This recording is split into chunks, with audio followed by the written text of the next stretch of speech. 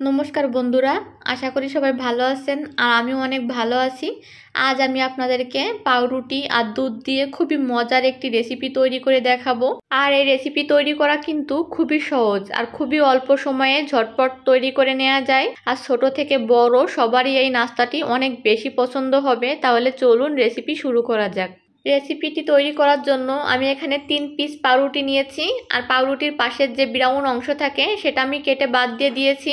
এবার পাউরুটিগুলো ছোট ছোট টুকরো করে কেটে ব্লেন্ডারে ভালো করে ব্লেন্ড করে নিতে হবে। ব্লেন্ডারে ভালো করে ব্লেন্ড করে নেওয়া হয়ে গেছে। ব্লেন্ড করে রাখা পাউরুটির গুঁড়ো এবার একটি পাত্রে ঢেলে রেখে দেব। আর এই নাস্তাটি তৈরি করার জন্য কিন্তু পাউরুটি এইভাবে গুঁড়ো করে নিতে হবে।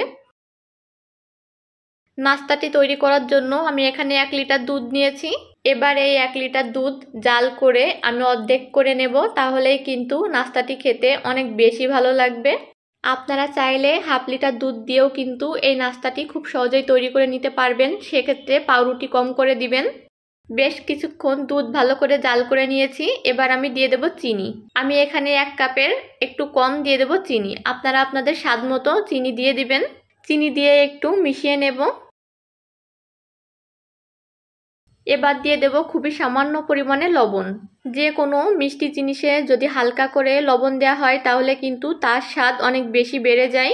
এখনও কিন্তু দুধ ভালোভাবে ঘন হয়নি, এজন্য আমি জাল দিয়ে দুধ ভালো করে ঘন করে নেব। বেশ কিছুক্ষণ জাল দিয়ে দুধ ভালো করে ঘন করে নিয়েছি। এবার আমি দিয়ে দেব তৈরি করে রাখা পাউরুটির গুঁড়ো।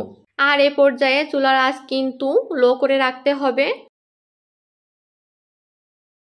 এবার পাউরুটির গুঁড়ো দুধের সাথে ভালো করে মিশিয়ে নেব।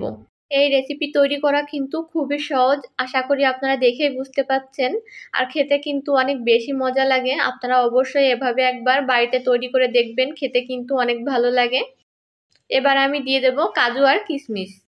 কাজু আর কিশমিশ দেওয়ার পর আবারও সবকিছু ভালো করে মিশিয়ে নেব।